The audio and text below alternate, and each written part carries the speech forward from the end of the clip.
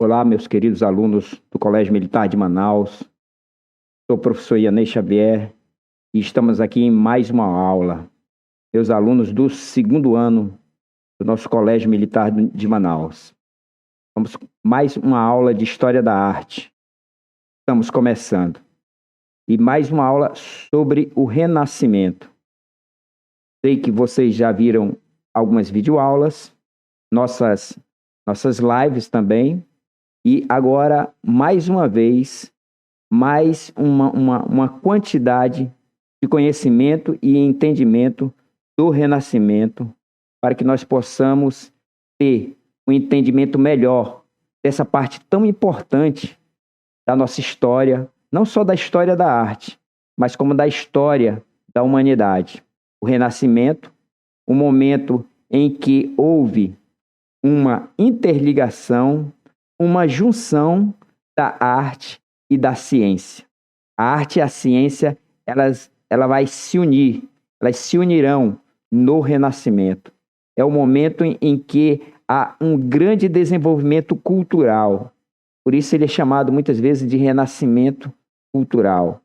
Vai ter um grande momento de renascença, de crescimento cultural, artístico, mas também científico. É no Renascimento que a ciência vai crescer. A ciência vai começar a se desenvolver. O conhecimento empírico, o conhecimento científico, a partir da experimentação, da experiência. Porque o Renascimento, ele traz de volta os valores clássicos, né? Os valores da Grécia Antiga, da Roma Antiga, os valores greco-romanos. Eles surgem, eles retornam com o Renascimento. Então, nós vamos aqui debulhar novamente, né? Falarmos mais a respeito deste momento tão importante da humanidade. Deste momento também tão importante, não só para a arte, mas para também a ciência. Então, a arte renascentista, que se espalhou um pouco por toda a Europa, nasceu em Itália, inspirada na arte greco-romana, mas com características próprias, tanto na arquitetura como na pintura e escultura, né?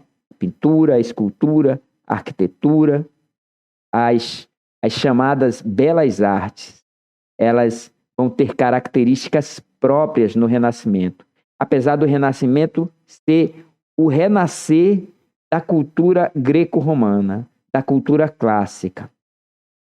E nós veremos que o Renascimento vem contrapor, vem em oposição, principalmente, ter oposição ao pensamento, o pensamento teocêntrico que a igreja prevalecia, que prevalecia pelo poder, pelo poderio da igreja.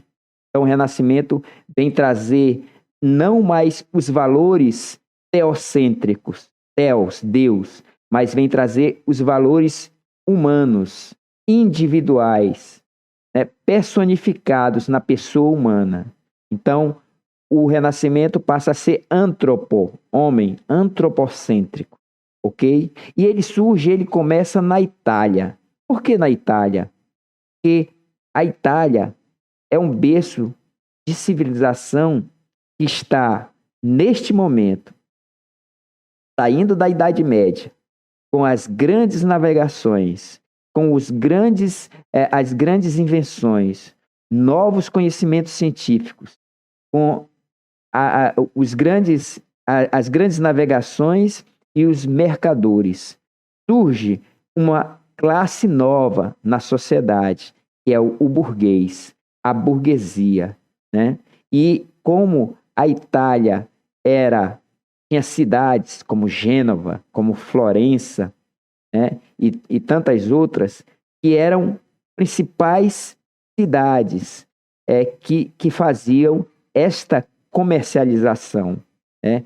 E dependiam do comércio, né? Das grandes navegações, desde a Rota da Seda, né? com, e com as questões de navegações para a Índia, né, para a China, enfim, a comercialização. Surgia agora a nova classe, a burguesia, e um novo pensamento, e uma nova forma de ver o mundo através do Renascimento. O classicismo. Como é a volta ao clássico, o Renascimento é classicista. Os artistas inspiram-se nos modelos, como já falamos, clássicos da Grécia e Roma, mas fazem-no de forma inovadora. Elementos clássicos, arco de volta, perfeita, né? Aquele arco que quase forma uma meia circunferência.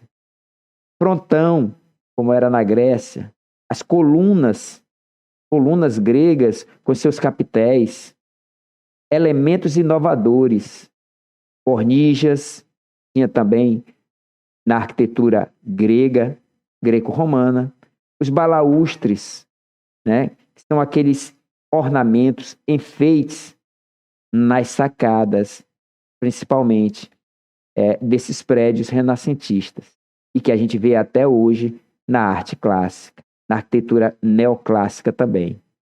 O racionalismo. A arte procura o equilíbrio, a harmonia, a proporção e a simetria. O racionalismo. Como eu disse, a razão é antropocêntrico, é racional. E a razão subtende-se que vem do ser humano, da inteligência humana. E, portanto, o Renascimento vai ser antropocêntrico e não teocêntrico, como era antes com a igreja. Na arquitetura a gente vai ver a horizontalidade, né? A horizontalidade. Os prédios não têm aquela verticalidade que tinha no gótico. Os prédios vão ser mais baixos, horizontais. Como falamos, as medidas, as ciências, a biologia, né, a matemática, a física e as demais ciências sociais que estão aí começando, né, elas vão surgindo e vão se unir com o Renascimento, vai se unir com a arte. Então a matemática vai ser muito explorada na arte do Renascimento, usando a simetria, a proporção, o equilíbrio, a harmonia da matemática, as formas geométricas, um equilíbrio e uma harmonia geométrica tanto nas esculturas, quanto na arquitetura, e quanto na própria pintura.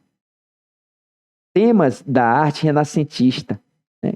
Como o Renascimento era contrário ao pensamento teocêntrico, muitas vezes a gente pensa que a Igreja Católica odiou o Renascimento. Ela não participava desse pensamento renascentista que era capaz de dizer que todos tinham direito de ter o conhecimento, inclusive das Escrituras Sagradas. Todos deveriam ter o direito de ler a Bíblia, né? Porque, lembrando que no Renascimento só podia ler a Bíblia quem sabia latim ou quem sabia o original grego. E num país, numa Europa, que o número de analfabetos era imenso, as pessoas não sabiam ler sequer em italiano, ou em francês, ou no próprio inglês, quanto mais saberiam ler em latim ou em grego. Enfim, mesmo assim, a Igreja Católica, ela não desfez do Renascimento. Pelo contrário, a Igreja tornou-se dos grandes mecenas, né? Dos grandes financiadores da arte renascentista. A Igreja foi um dos maiores financiadores.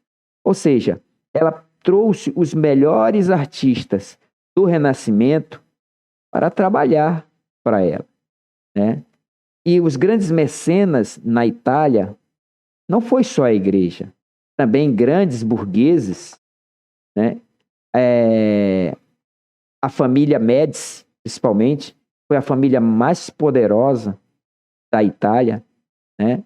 A família Médici, os Médici teriam sido papas, os Médici foram donos do principal banco, né? Principal banco da Itália, ou, quem sabe, da própria Europa, né? E tanto os Médici, e dentro de um desses Médici, um que mais poderoso foi e mais, todos eles investiram em arte, mas um que mais investiu em arte teria sido Lorenzo de Médici.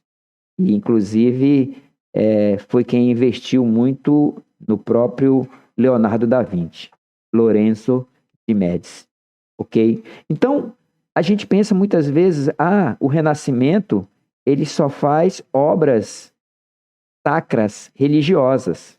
Temas da arte renascentista não é só religioso, claro, ela é uma arte clássica, greco-romana também. Então, sim, a temática da arte era religião, sim, mas também mitologia, a vida do cotidiano, a natureza. Lembra que no teocentrismo medieval não poderia ser representado nada da natureza? Nem animais, nem plantas, nem árvores. No Renascimento, a natureza, o naturalismo vai florescer. O naturalismo vai ser empenhado, né? Porque é clássico, ok? E o homem é antropocêntrico. Então, na arquitetura renascentista, nós vamos ver vários elementos. A utilização do arco de volta perfeita, ou arco redondo, né? Aquele arco que, como já disse, é quase uma meia circunferência. Utilização de colunas clássicas, a imitar as ordens gregas. Lembram das ordens gregas? Né? As famosas, nós vamos pegar tanto a ordem coríntia, o capitel dórico, o capitel dentro dessas vertentes, né? Nós vamos ver cada um desses capitéis, dórico, jônico e coríntio, né? Esses capitéis, aquela parte das colunas, a gente costuma chamar de colunas, mas os capitéis é aquela parte enfeitada, digamos assim, né? O dórico nem é tão enfeitado assim, mas aquela parte bem mais bela das colunas, que são os capitéis. Lembrando, como já falamos em outras aulas, os capitéis, na verdade, não foram inventados pelos gregos, e sim pelos egípcios. Mas os gregos, eles trouxeram para si essa expertise dos egípcios e eles melhoraram. E os romanos ficaram fascinados pela cultura grega e pela sua arte e toda a sua cultura como um todo. Então, a utilização também de colunas clássicas, imitando as ordens dórica, jônica e coríntia. A utilização do frontão, né, aquela parte, né? O colégio militar, nosso colégio, ele é neoclássico.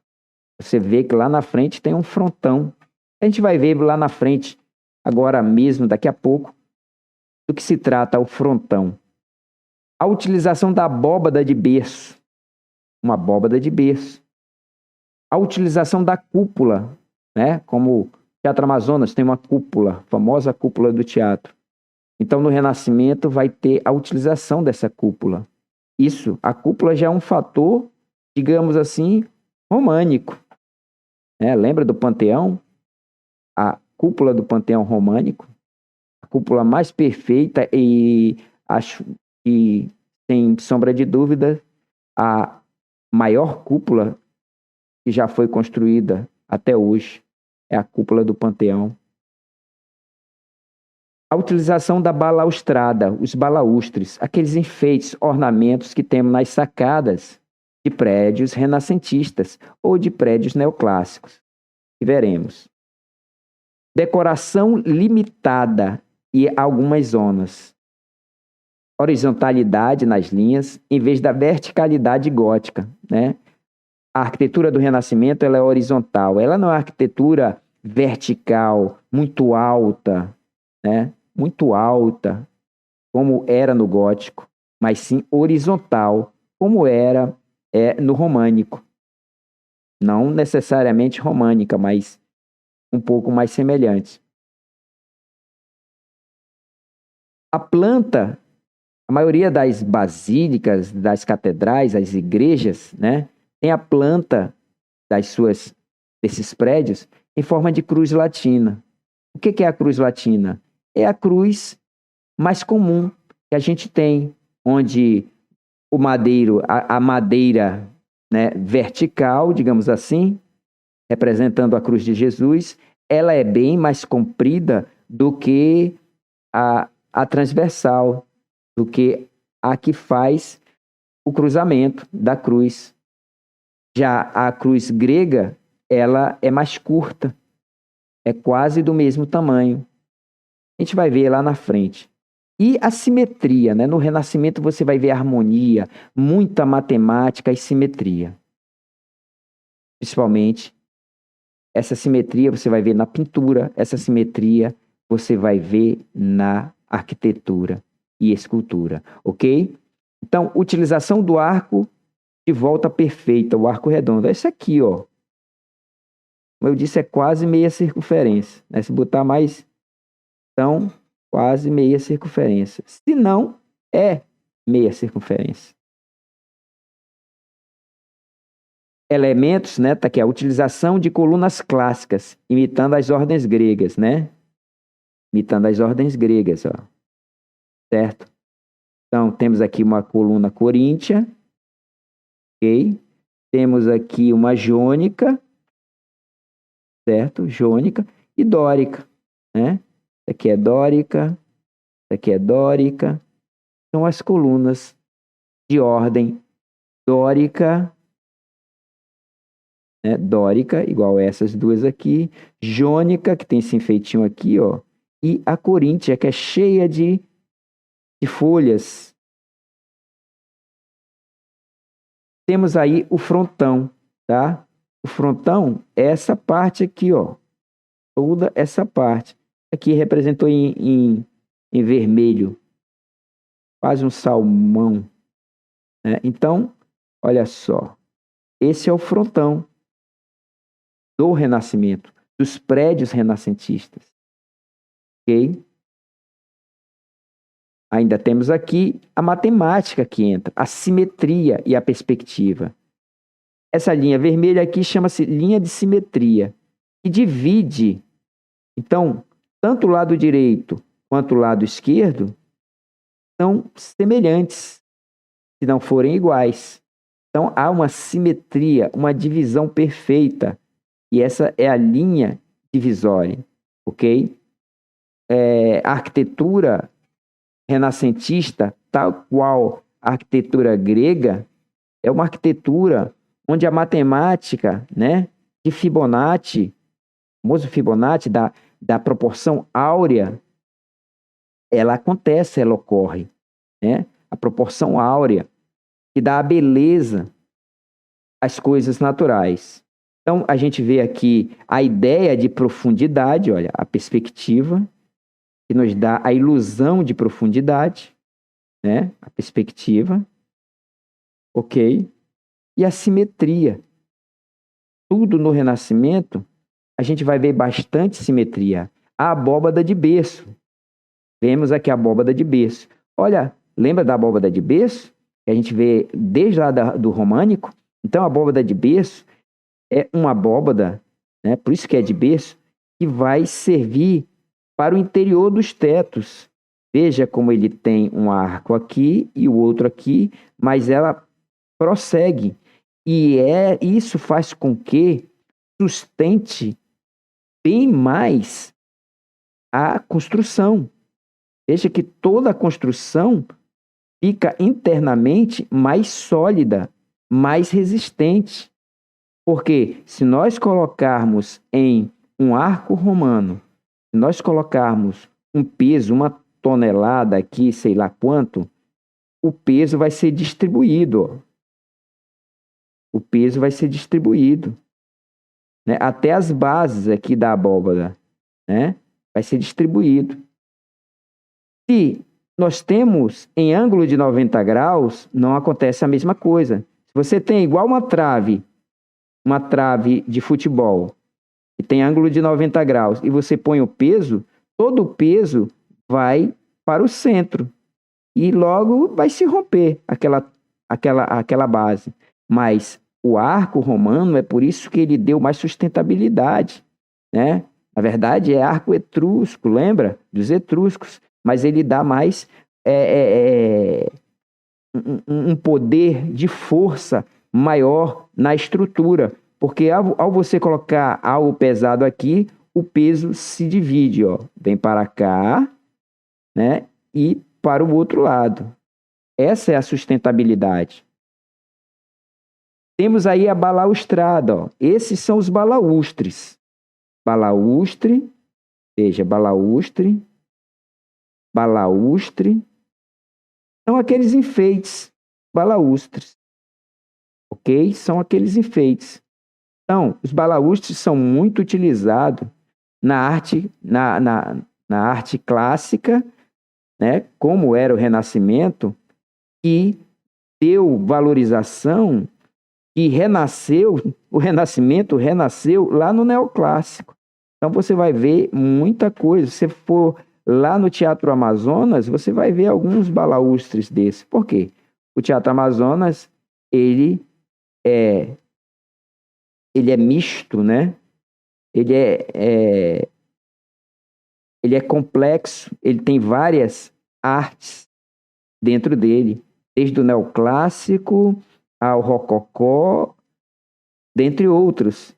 Então você vai ver balaustre lá no Teatro Amazonas, trazendo isso do neoclássico, trazendo isso do Renascimento.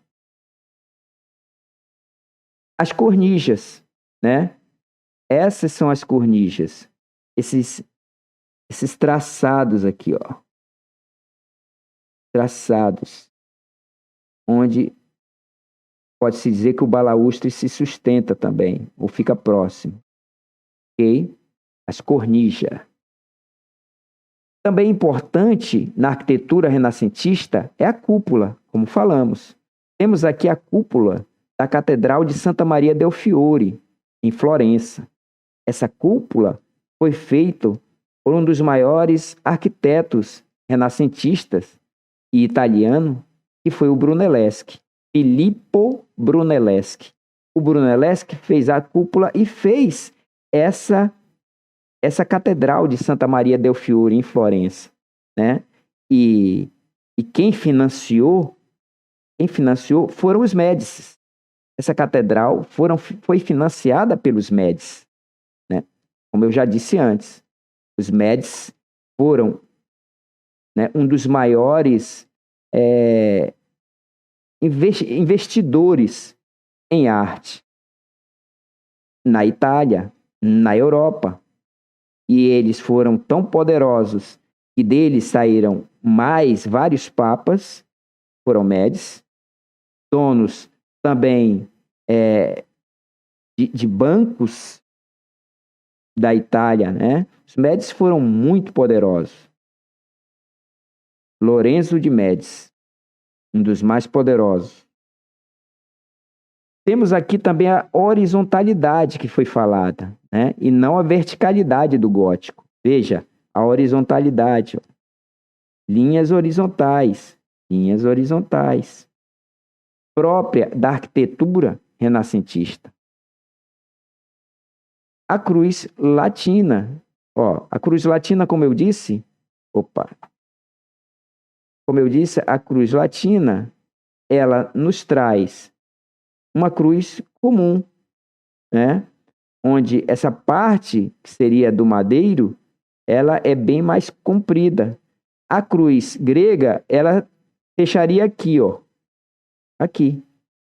Então, é muito diferente. A maioria, esta é uma planta de uma igreja, ou de uma catedral, ou de uma basílica, né? Vista de cima. Então, nós temos aqui a cúpula, ó, e sempre elas estão em forma de cruz.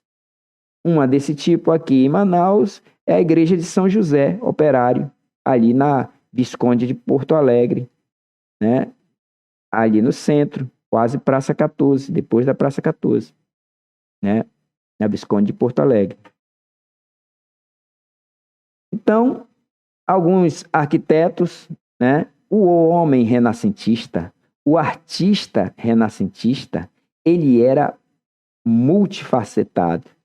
Ele era polivalente em sua estrutura de trabalho. Ele era um profissional, né, digamos assim, para toda a obra, porque ele não era apenas uma coisa. Então nós temos aí, por exemplo, o Michelangelo, né, aqui está aportuguesado, o Michelangelo, ele era escultor, ele se dizia escultor. Essa era a excelência dele, mas ele teve que se tornar pintor. Foi um excelente pintor da Capela Sistina. E ele descobriu que ele era pintor porque o Papa Júlio II o contratou para pintar a Capela Sistina. E ele relutou muito, mas teve que cumprir. Ele chegou a discutir com o Papa, dizendo que ele não era ele não era pintor, ele era escultor. Se soubesse que era para ele pintar, ele não teria ido. E ele ainda disse porque se queria um pintor, porque não chamou Da Vinci de Florença? Ele também era de Florença, como Leonardo da Vinci, né? Ele passou seus 50 anos, né? Quase 50 anos vivendo no Vaticano, apesar das brigas e das discussões, né? O grande Michelangelo. Aqui temos o Bramante, também um dos maiores arquitetos renascentista, e o Filippo Brunelleschi, como eu já disse. Temos aqui a Catedral, Santa Maria del Fiore, de novo, financiada pelos Médici, e o Filippo Brunelleschi, que foi o arquiteto, né, e quem construiu também essa maravilhosa cúpula. Ainda do Filippo Brunelleschi, temos aqui a Basílica de São Pedro, né? Que em sua maioria a Basílica de São Pedro foi o Bramante que construiu. Agora, a cúpula da Basílica foi feita por Michelangelo. Muitos não conseguiam fazer essa cúpula. Veja a dificuldade que era conseguir fazer uma cúpula. Mas a maioria aqui é do Bramante. Aqui o famoso Tempietro, também lá dentro do Vaticano, né, dentro da Basílica de São Pedro, o Tempietro de Bramante. O Bramante ele era mais velho, digamos assim, do que o Michelangelo. O Michelangelo, como eu disse, fez a cúpula, né, a cúpula da Basílica de São Pedro. Michelangelo Buonarroti. Arte renascentista, a pintura, né? É maravilhoso, tudo do Renascimento. A pintura, então, do Renascimento guarda grandes nomes como Rafael Sanzio, né? O próprio Michelangelo e o grande nome da pintura, né? Que foi Leonardo da Vinci, com seu quadro da Mona Lisa, o quadro mais famoso de todos os tempos, a Mona Lisa. Inovações características da pintura renascentista. Pintura a óleo, lembra? Um dos nomes principais da pintura a óleo, inventor, sua família foi quem inventou a pintura a óleo foi o Van Eyck. Lembra? O holandês lá, o Van Eyck, que fez lá o quadro que a gente viu lá no gótico. O Van Eyck é da passagem do gótico para o renascimento. O Van Eyck que pintou o casamento dos Arnolfines. A perspectiva ou ilusão de profundidade surge na pintura no Renascimento.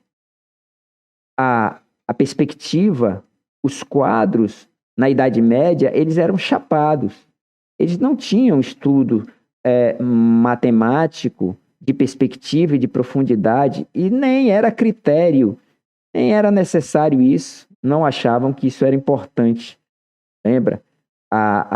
O teocentrismo, ele regulava muito o que podia ser feito, produzido. Figura humana não deveria ser produzido, só figuras sacras, de santos. Interessante.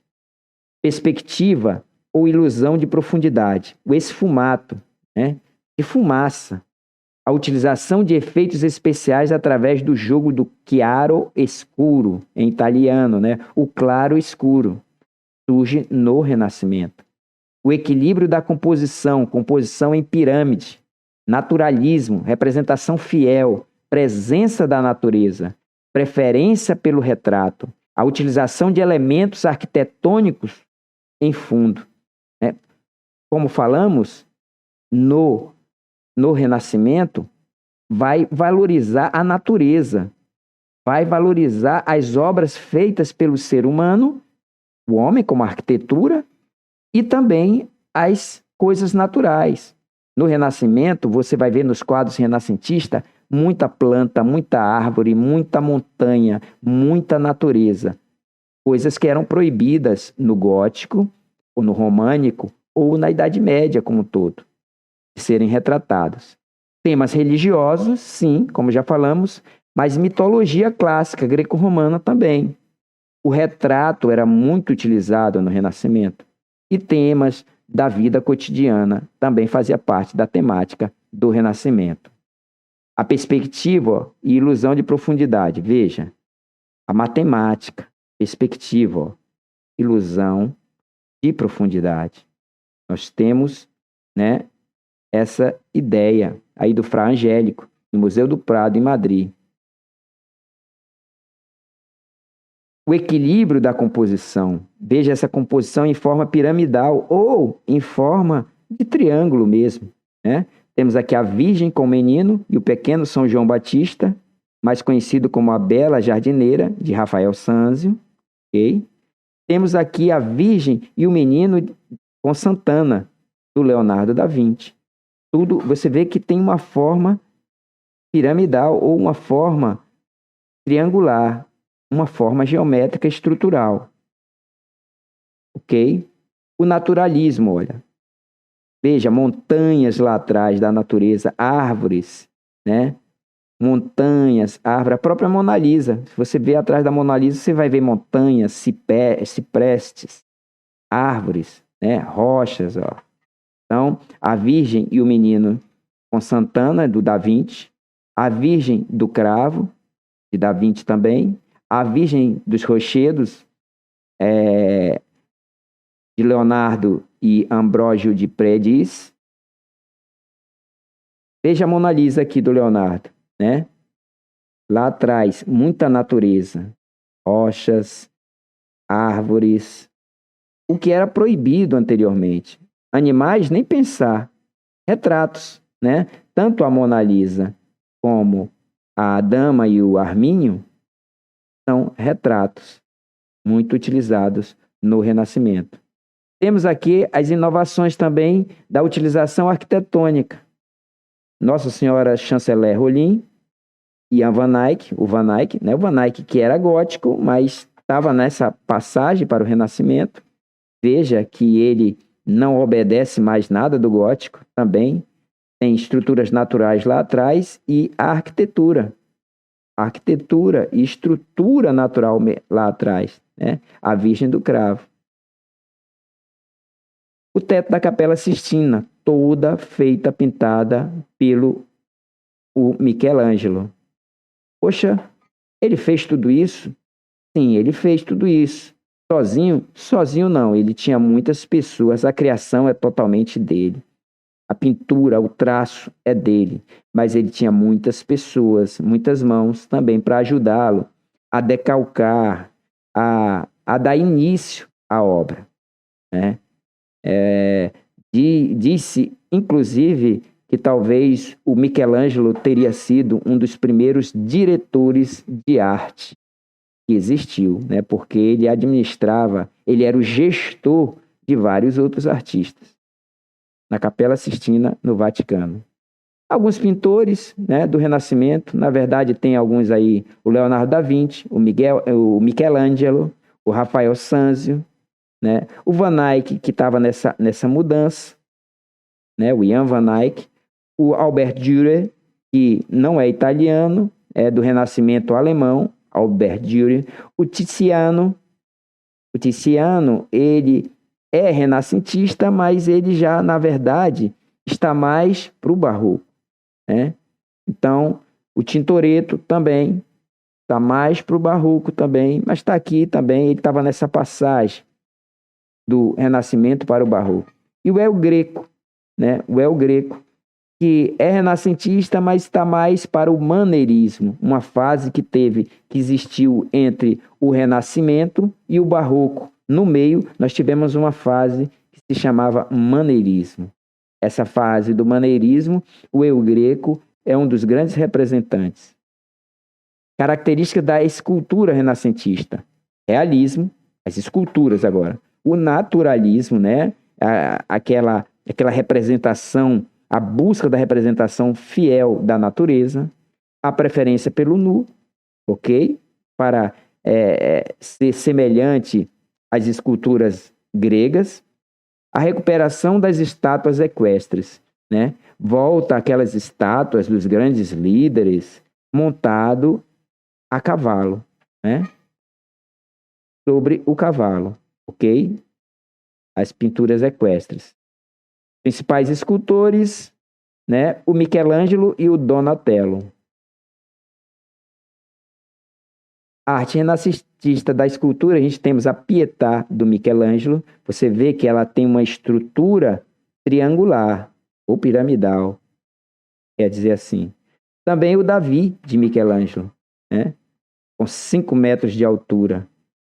Ele ganhou a pedra de mármore, né, de 5 metros de altura inteira no seu aniversário. Se eu não me engano, era aniversário de 70 anos, na cidade de Florença, da prefeitura de Florença.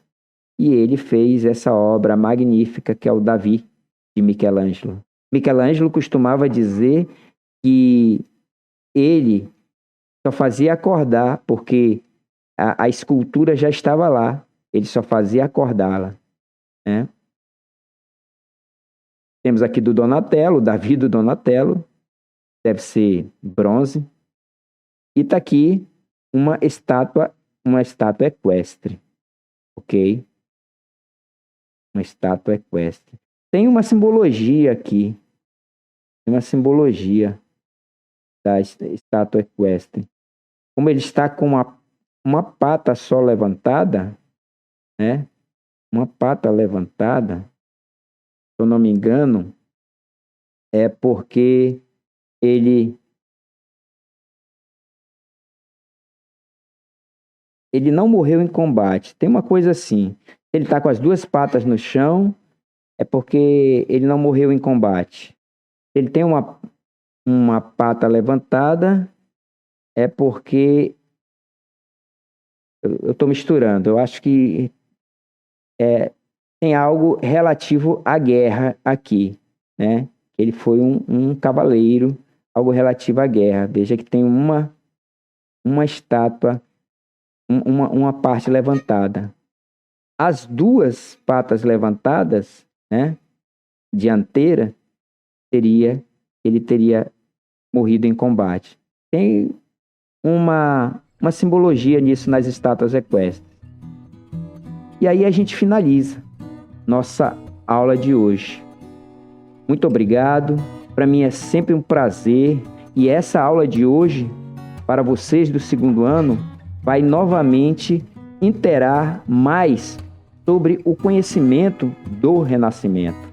Até a nossa A3, até a nossa prova, nós ainda vamos lapidar, conhecer mais um pouco sobre essa parte importante que foi o Renascimento na história da humanidade, na história da arte. Muito obrigado a todos.